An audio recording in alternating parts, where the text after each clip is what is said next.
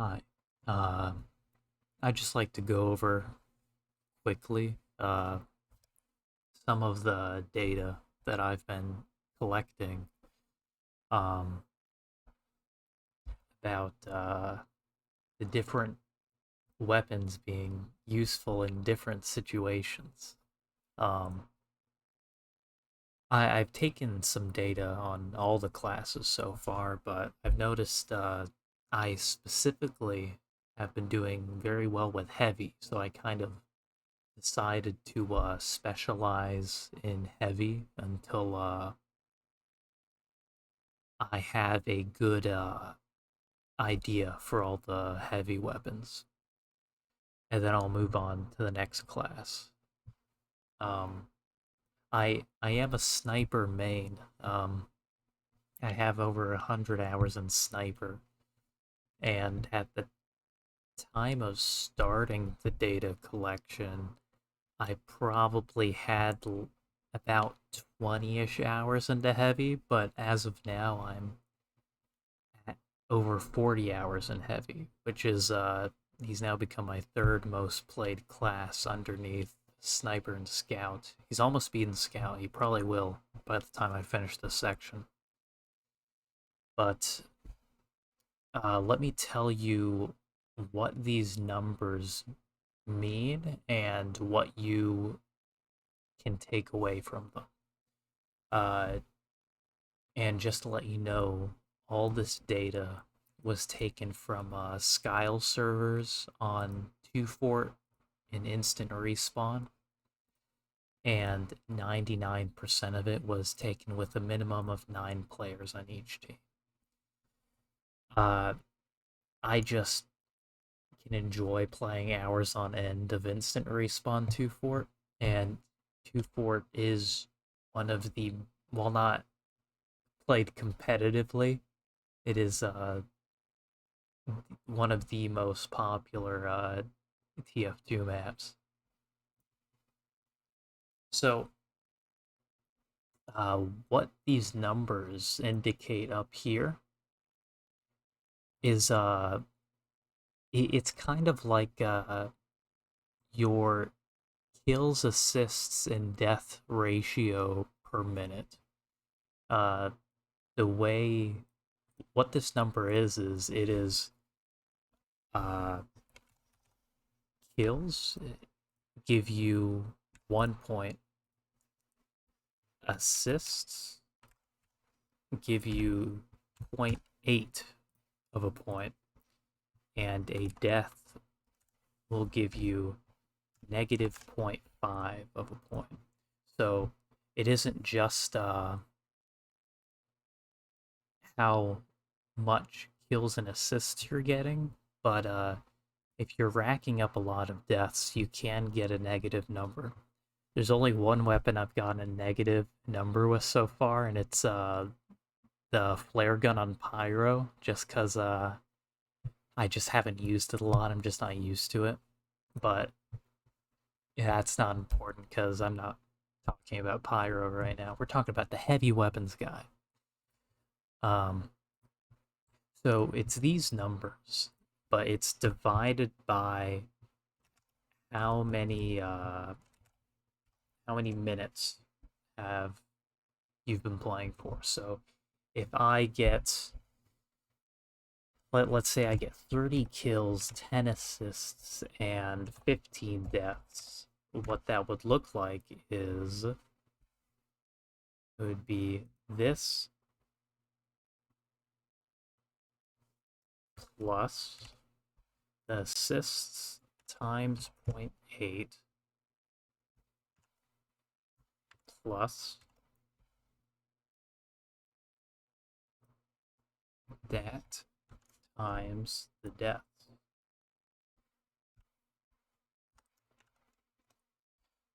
So just by itself, even though we've gotten 30 kills and 10 assists, what the number actually is 30.5, because we've gotten quite a few assists and also quite a few deaths, but um, one kill is worth Uh, one kill is worth two deaths, and so as long as you're getting consistent kills, even if you're dying a lot, it doesn't matter. So it really you don't want to play really passively and turtily. This is this data is more for the aggressive heavy, and this doesn't really this doesn't calculate at all win rates at all. So if you want to know what wins games, this isn't going to be helpful because you could just if you're playing like King of the Hill, you could just sit on the point and win the game. But uh, that's no fun, you know. And we're talking about 2-4 here, instant respawn 2-4. No one really cares about captures on instant respawn 2-4. You're just there to frag out like it's Quake. And this number is divided by how many minutes you've played. So let's say it took us we played for 20 minutes to get this number. So take this big old number and we divide it by the minutes, which means our KAD, I guess we would call it, our KAD per minute would be 1.525. Now, this probably looks like a really good score to get like you're getting this is a double KD ratio. For every death you're getting 2 kills and throw in a couple assists. You're doing work, you know. But this number is smaller than most of these numbers up here. But I guess that is due to the fact that on 2-4 you don't really have a long distance to run to. Anyway, now you know what these numbers are. It's the kills, assists, and death divided by minutes. And I have highlighted, and what I do is I take the weighted average against against how much I'm dying to a certain class and what number of classes I have on my team. So if I have a lot of scouts on my team, the weighted average is that I am doing well with the Hulong heater when I have a lot of scouts on my team. Although I haven't played many matches with the Hulong heater yet, so really this is probably much lower. It's a small data sample. I think I've played less than like maybe an hour most with the Hulong heater. So I don't really have the play style down, and it's probably just that I got lucky with it. But really, the second best one is the minigun, which I've played a lot with the minigun. The minigun and the Tommy Slav I've played a lot with so far. So really, these are the two ones to look at because I'm fairly confident with the numbers that are given here. Um, While telling about how confident I am, uh, you could just look at the confidence interval. Uh, so let me talk about these two bars really quick before I go into these numbers. We have the standard deviation, which is it really tells you how consistent a weapon is. It tells you how consistent a weapon is, no matter who's on your team or who you're up against. So the minigun is actually the least consistent of all the miniguns. The second banana is not consistent at all. Um, yeah, but the Tommy Slav is very consistent. That's probably why people like it so much. It's just the tight accuracy makes it very consistent. Like you're gonna know about what damage you're gonna get at each range. Compared to the minigun, where going past short range, it's kind of just luck unless you're tap firing. Um,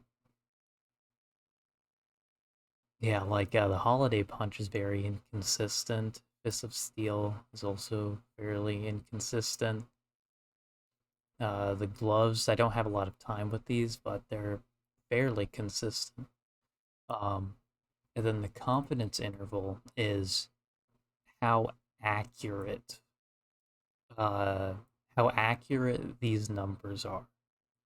So, the smaller the number it is the more likely these numbers are all correct, because it takes into account the standard deviation and the sample size I have so far.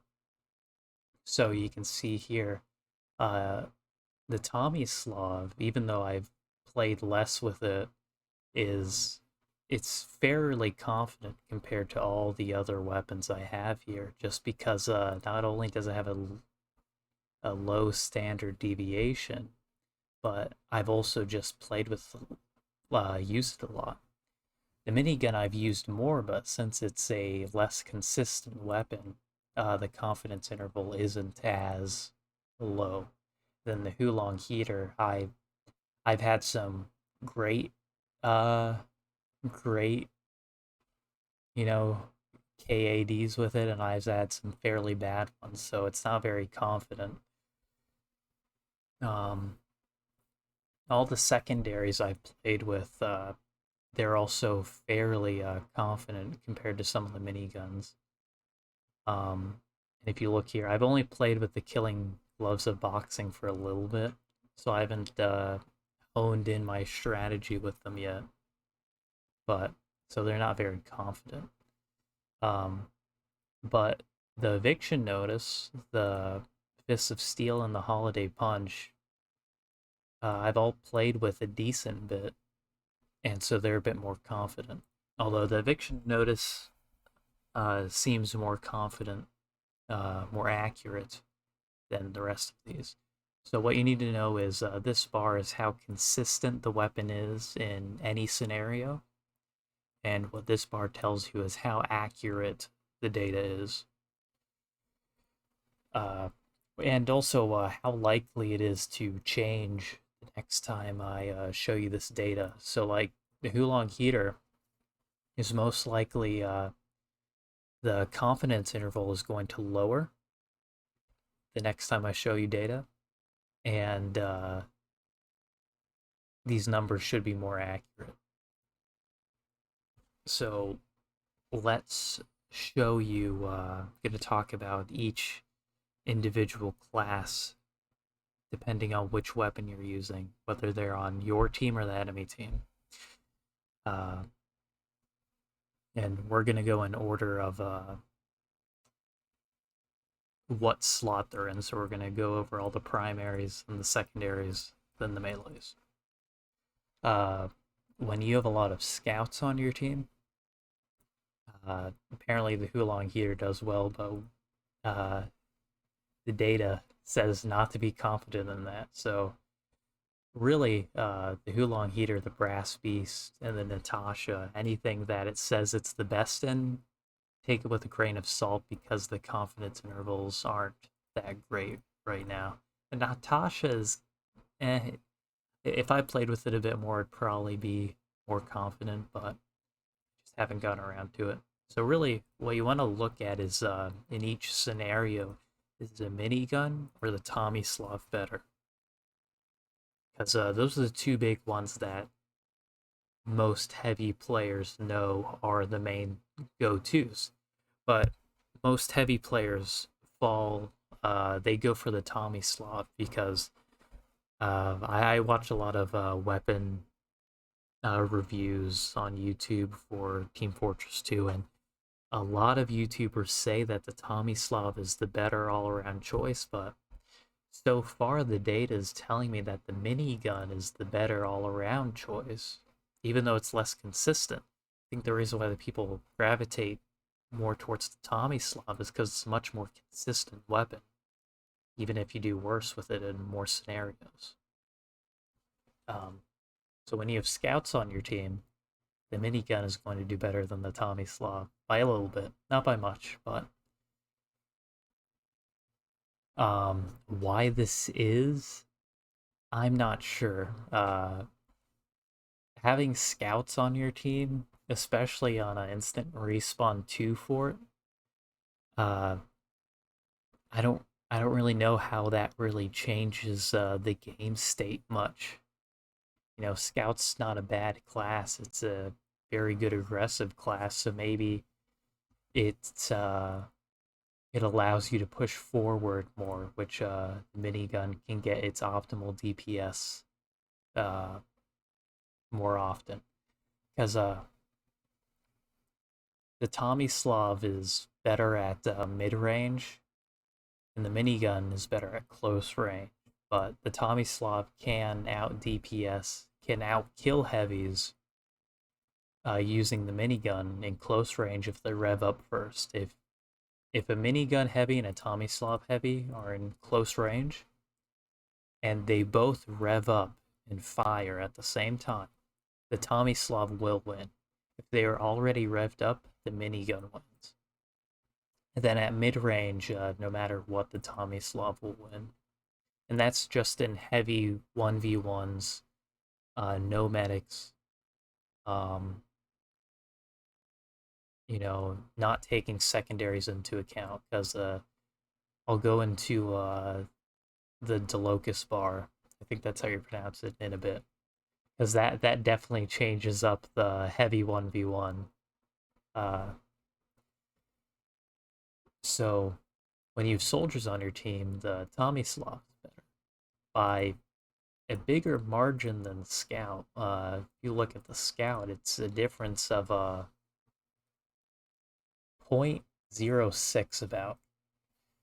And then over here, it's a difference of 0.11. Why this is, I don't know. It's hard to really say. It's easier to tell the difference the weapons make when you're talking about you versus other classes than when you're talking about you with other classes on your team. Um, I think what classes you have on your team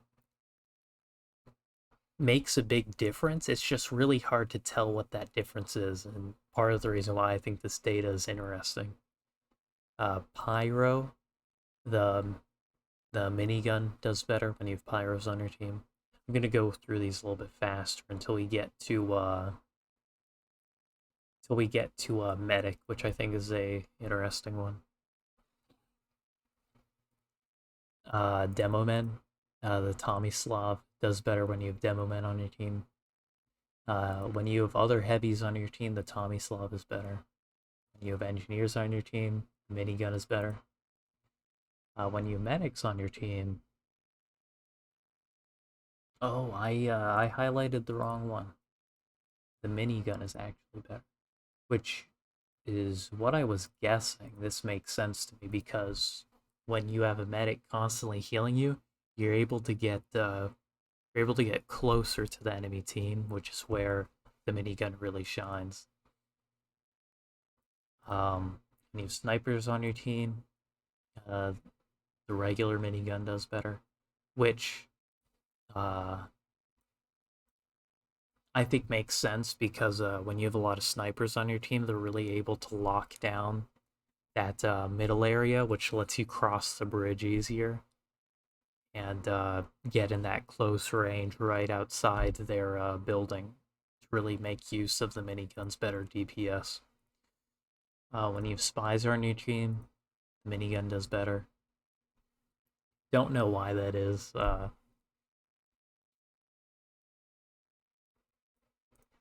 When we look at this is where I think I have some more solid opinions on why the minigun or the Tommy Slav is better in the different situations.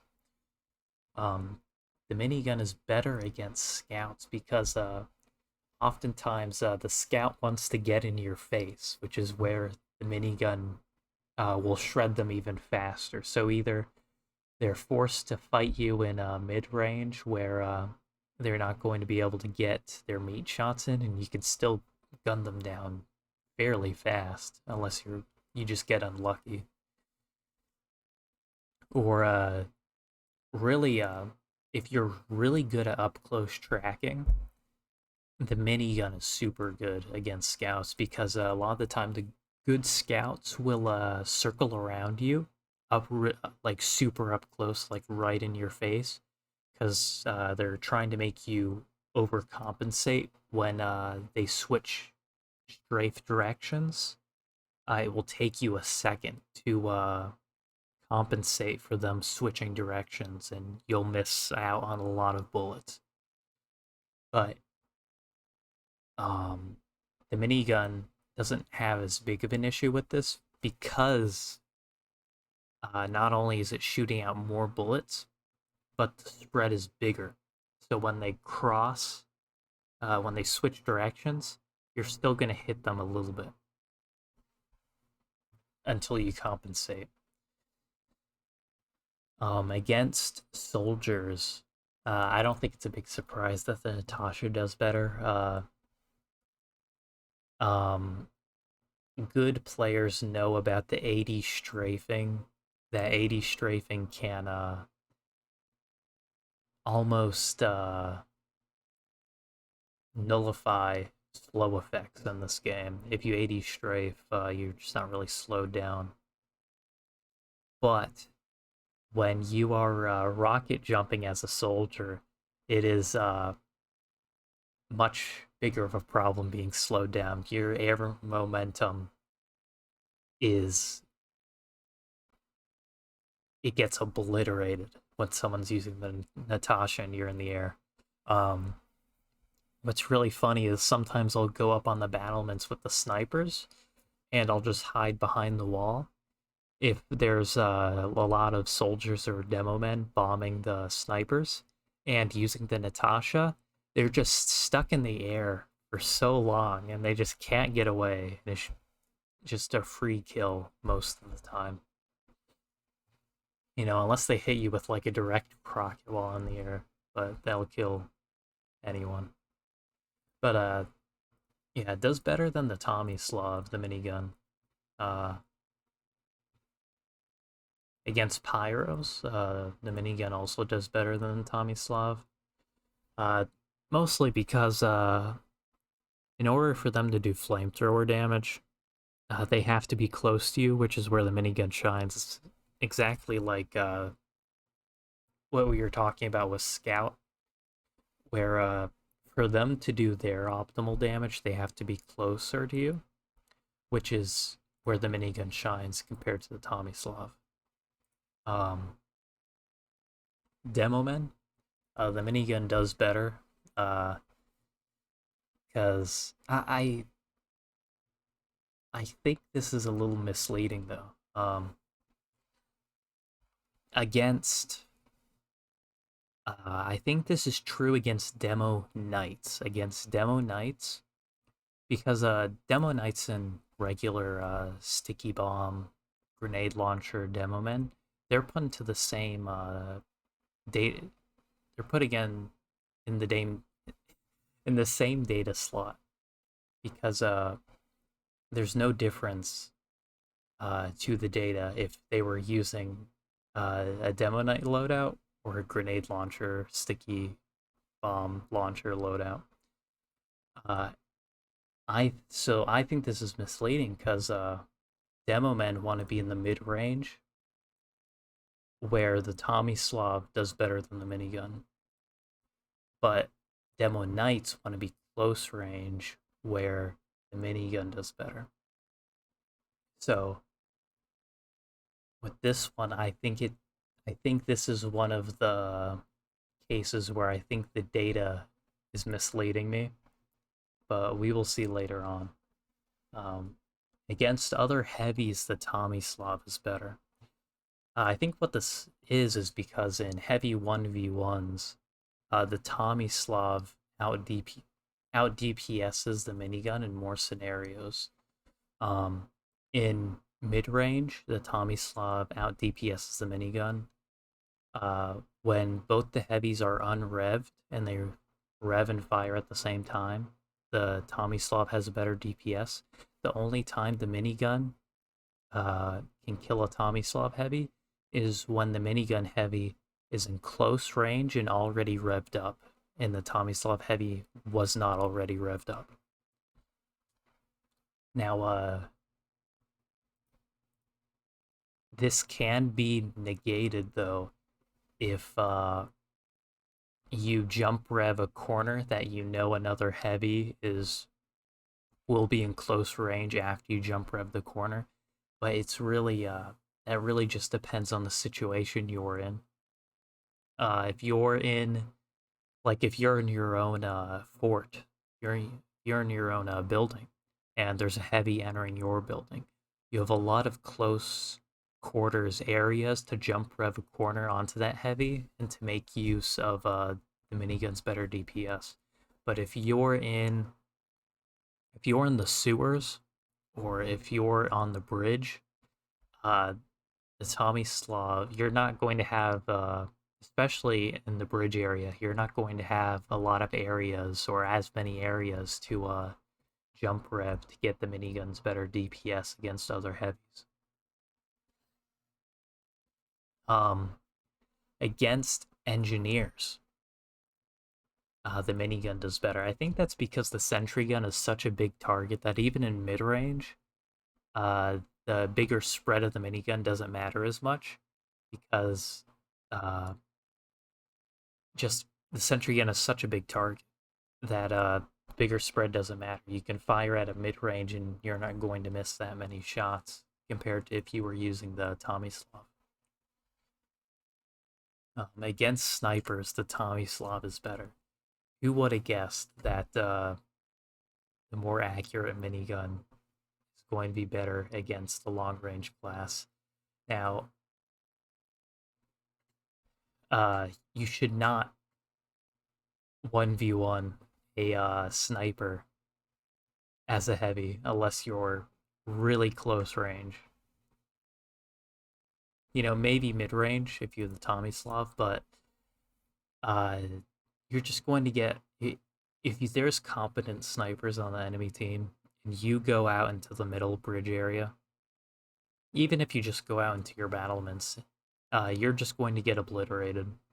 Uh, no matter what minigun you're using, even if you tap fire to get that 100% accurate first shot accuracy, which I think a lot of heavy players don't know that if you there's like it, if you want an accurate minigun, you could just tap fire, which kind of negates one of the upsides of the Tomislav that you can just tap fire the regular minigun and have 100% accuracy. It's like the spy's revolver, to where you can't use the maximum fire rate to get that, but if you tap fire with a small delay, then you can have 100% accuracy on your shots. But against sniper, I think mostly this is due to huntsman snipers. They tend to play more aggressive in mid range instead of long range, where you can kind of do well with the Tomislav against them, and you'll kill them faster than with the minigun. And the faster you kill them, the less chances they have to get a lucky shot with their bow and arrow. And against spies, the Tomislav is better. I think this is due to the faster rev rate that the Tomislav has, to where if you see someone running at you that you know is a spy, you can rev faster and gun them down. And compared to with the minigun, you're giving them a longer window to realize that you're about to gun them down and turn a corner and run away. And these are averages against. Uh, so basically, this is just the average of this whole row. The minigun does better on average than the Tommy Slav, and the Brass Beast is garbage. I I've used it a little bit. It locks you into a if you want to get a decent KAD per minute ratio, you're locked into this very specific play style of jump revving corners and basically just being a jump scare heavy and punishing positioning. But if you jump rev a corner and someone's long range, you're kind of just like screwed. You're just gonna take a lot of damage because you can't dodge rockets or pipes or anything long range like you because if you're doing long range like if you're at the end of that long pipeline of sewer and you're using the minigun or Tommy Slav, you can decently dodge a lot of projectiles when you're playing long range, even while revved up and firing. Especially soldier rockets and flare gun shots. And let's take a look at the secondaries. In There's a fairly good confidence interval for all three of the secondaries I've tested. In most scenarios, the second banana is very, very good choice. I haven't tested the sandwich versus the second banana, but I have a hunch that the second banana is better. But from heavies more experienced than me, apparently the golden rule is if you don't have a pocket medic, the second banana is better. If you have a pocket medic, the sandwich is better. That sounds correct. We will see when I start using the sandwich if that is true. But the second banana does better than the family business and the Delocus bar in almost all scenarios. And the family business isn't better in any scenario, although I do have a lot of fun playing shotgun heavy. You can play very aggressive with heavy with the shotgun. The problem is that you have no sustainability to get your health back. So you're kind of, and even when playing with a medic who can heal you up, uh, you don't have your medic has less sustainability because you can't feed them your lunchbox items. Because a banana or a Delocus bar is going to heal them more than a shotgun is. Your shotgun's not going to heal them at all. Um, there are a few situations where the Delocus bar is better than the second banana, and let's talk about those real quick. When you have other heavies on your team, the Delocus bar is better. I think that's because a medic is more likely to pocket a heavy that is using the sandwich or a second banana than the Delocus bar. So when there's another heavy on your team, one heavy is kind of the flank heavy with the Delocus bar, while one heavy is kind of the front line kind of push heavy that has the pocket medic. Because let's say there's a sentry nest in uh, there's a sentry nest on your side of the sewers. Uh, the medic and heavy combo will go down uh, your building stairs, while you can take the Delocus bar and take your extra. The Locust bar charges really fast. It charges faster than the sandwich. It might, I don't know if it charges faster than the second banana or if it's the same rate, but it definitely charges faster than the sandwich. Uh, the Delocus bar is giving you extra health to almost split push the sentry nest that's in your side of the sewers. Um, because the Delocus bar heavy can go through as long as you're not in risk of getting headshot. Uh, and if you are, just you could take the Fist of Steel, tank a headshot, and or even two headshots because a quick scope does 150. So if you're at 300 health, you can take two quick scopes with the Delocus bar. Just like use the Delocus bar before you even go out of your battlements, and you can tank. You can tank two quick scopes, which you can't with the other any of the other items you have. You can't with the Fists of Steel, but the Locust Bar plus Fists of Steel saves you is against sniper sight lines. But you go through you go under the bridge and you attack from the other direction while the other heavy is pushing through the stairs on your side. Um, Against soldiers, the Delocus bar is better. This might be because you can just tank more direct hits with the Delocus bar. Because a point blank direct hit does 100 damage, so you can tank three direct hits. I'm not saying the direct hit rocket launcher. I'm saying direct hits with the stock launcher. I don't know what the damage is exactly on the direct hit launcher, but it lets you tank an extra direct hit from the stock rocket launcher. And against spies, apparently the Delocus bar does better. I don't know why this would be. Uh, not saying that the second banana would be better against spies for any reason. Maybe it's better against tanking maybe it's better against tanking ambassador headshots. Who knows? I really don't know why this one does better. And let's take a look at the melees now. When you have scouts on your team, apparently the gloves of running urgently does well.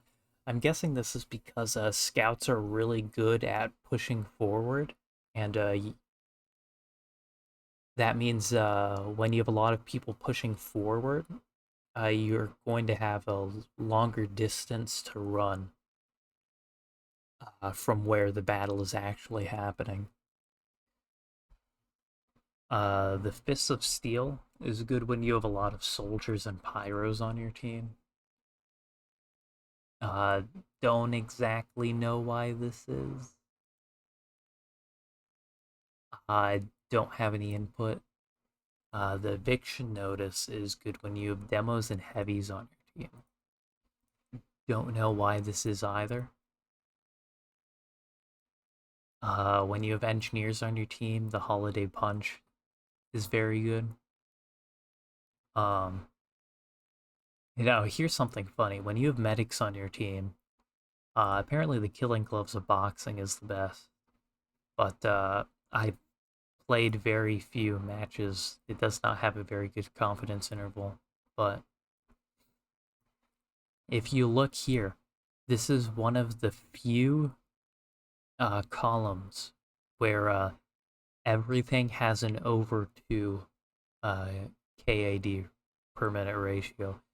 I think what this tells you is if you have medics on your team, it doesn't matter what you use, you're going to do well as heavy because you're going to have a bunch of pocket medics up your ass. Because look how close these ratios are together. It really doesn't matter what you use as long as it's not the gloves of running urgently. You're just going to do well as heavy when you have medics on your team. And then against sniper, When you no, when you have snipers on your team, the holiday punch is good. And then when you have spies on your team, the fists of steel is good. Now, here is a more interesting part. Um, when you're up against a lot of scouts, the fists of steel is good. Uh, I can actually attest to this. Scouts, like when you're I have this happen to me so much. I'm walking to the front lines and a scout somehow gets behind our front lines and is like in our base, and I have my fists of steel out just walking to the front line, and he puts like 3 meat shots into me, but it does no damage because I have my fists of steel out. And one of two things happens. Either he stays close range, I pull out my minigun and I just gun him down in the street, or he backs up a little bit and I gun him down in the middle of the street. Um, it's it's just very funny. Um, because like you wouldn't think, oh, fists of steel, yeah, that's good against scouts. Because not many scouts really will pull out their melee against heavy. Some will. You know, because if they're using the Fan of War, they can whack you with the Fan of War, and then when you pull out your minigun, they're doing mini crit damage to you. Because they're not using the Fan of War to do damage to you; they're using it to mark you for death. Um, Against the soldier, the killing gloves of boxing do well. Apparently, don't have a lot of data for this, but if we look at the second one, the Fists of Steel, which makes sense. Like tanking Crockett's and stuff like that. Against Pyros, the Holiday Punch is good. I think this is due to it's when there's an Uber push. The Holiday Punch is the best option against Pyros, Demo Men, and Heavy. And I think what this is saying is that these are all classes where it's very easy to catch up to when they're Ubered. Like, what I like to do with the Holiday Punch is if I see an Uber and I know I can't escape with my life, I will hide around a corner. And most of the time, they will just walk right past and not even see you. If you're around teammates, they will walk right past you and go for whatever teammate is right in front of them. And they will not see you around the corner. And you can wait for the medic to walk by, and then you punch and just pray that you get a critical hit. Um, or, get lucky and his back is turned to you. And it just ruins their Uber push. Um, with scouts or soldiers, you're not really going to catch up to a scout, and with a soldier, he could just, you know, I don't know. You'd think you'd be able to hit a soldier, but you know, an Ubered soldier, I guess, just is more aware. Maybe it's the splash damage. And then against engineers, the eviction notice is good.